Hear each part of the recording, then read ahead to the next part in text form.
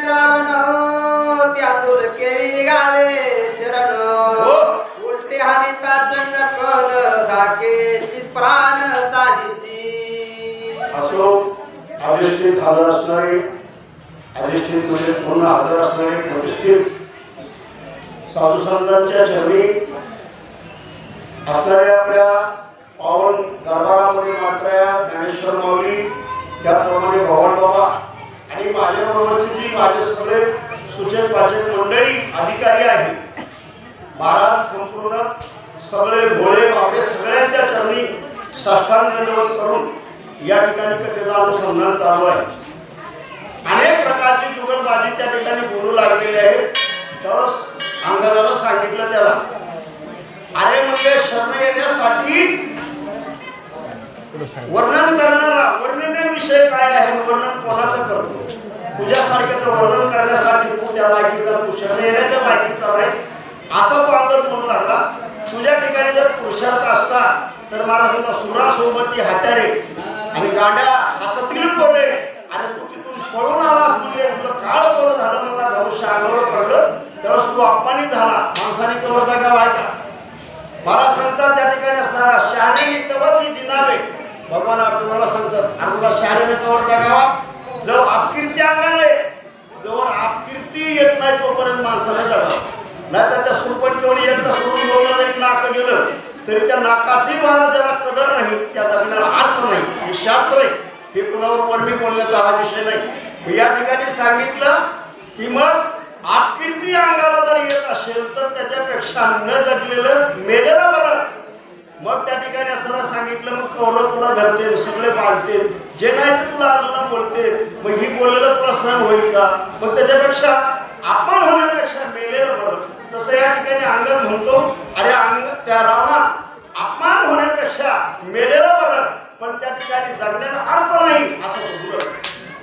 म्हणून होती हात गजबजीला लंका नातो अंगदे कोप धरून शांतान वादत रामाज्ञा. सांगेल अंगदाला कोप शांत केला. ज्ञानी लोक महाराष्ट्रात शांत असतात कारण का अनेक प्रकारचं कमी घालीतलं पाणी गरम खात असतं आपल्या शरीराला थोडंच येत आहे पण खूप ऐकलं असतं बरं का. ऐका होईल विंचावा विष थोडे परिप्रबळ वेदनेशी चढे विंचाला विष थोडं असते बाबा तुझी होईल पण व्यात ना तशी विद्या अल्पपरी करो सुरू म्हणी मधवणी ज्ञानी कोण आहे माझ्यासारखा शाळा कोणीच नाही. पण मला सध्या जगात फिरून बघा एक एकाहून बळी रे विद्वानापेक्षा विद्वान आहे एकेकाला 9,000 वेळा ज्ञानेश्वरीच्या पाठे आपल्याला तर 100-200 वेळेमध्ये आपण एवढे फुटलेलो आहोत. महाराज सध्या ठिकाणी असणार की महापुरे वृक्ष जाती आणि ते लहवाळे जातात म्हणून फळल्या तरुची शाखा आपल्याला फळाची फांदी आपोआप खाली येते तशी माणसाकडे या ठिकाणी असणारी नम्रता असावी. मग या ठिकाणी सांगितलं अंगद हा असणारा ज्ञानी होता आणि ज्ञानी माणसं त्या क्रोधाला आवडू शकतात म्हणून महाराज सांगतात त्या क्रोधाला क्षमन केलं अंगदानं आणि मग त्या ठिकाणी शांत राहिला. साधू कसे असतात महाराज सांगतात त्या क्रोधावर त्या कामावर विजय करत असतात आणि महाराज ते कशामुळे त्यांचा विजय होतो आपला का होत नाही तर तुका म्हणे ते हे भरला विठ्ठल. महाराज सांगतात काम क्रोधे केले घरणी ते अक्कल देवाचं नामचिंतन करतात. आम्ही नावाचे धारक नेनो प्रकार आणि त्या जगात त्यांना दुसरं काही आवडत नाही सारखं देवाचं भजन करतात म्हणून त्यांच्या ठिकाणी अवस्था परमार्थामध्ये असावी अवस्था ऐका दोनच संसारामध्ये काय करायची गरज नाही. परमार्थात असावी अवस्था परमार्थात संसारात असावी अवस्था परमार्थात असावी अवस्था आणि संसारात असावी व्यवस्था अवस्था म्हणजे काय व्यवस्था म्हणजे काय आपल्या सगळं महिला मंडळाला तवा लागतोय पळी लागती उंतन लागतंय ही पात्याला लागतंय ही कशासाठी ही संसार नाही ही महाराजांची व्यवस्था आहे आपल्या पोटासाठी ही व्यवस्था हा असणारा माझा संसार नाही पण जो अवस्था त्याला परमार्थ म्हणतात. महाराज हरे नवलाची पोट ऐक सके बाई कुमार बाळ तुडवी पाय मला सांगून घ्यायचं नाही अशी अवस्था आहे. पुण्यासाठी काम क्रोधावर मात करतात त्यांची अवस्था अशी प्राप्त होते. म्हणून अंगद हा ज्ञानी असल्यामुळे त्याने क्रोधाला आवरलेला आहे. महाराज सांगतात जे तर क्रोधोपजला ते काम आधीची ठेवा क्रोध आला की काम उत्पन्न होतो ज्ञानेश्वर आणि क्रोधे असे ठेवलेला समूह झाले. क्रोध आला काय विचार येतो मी पाठ करलो का पुण्य करायला सोहम झाली आहे व्यक्ती नासुकावे स्मरती सगळं त्याचं ज्ञान नष्ट होतं.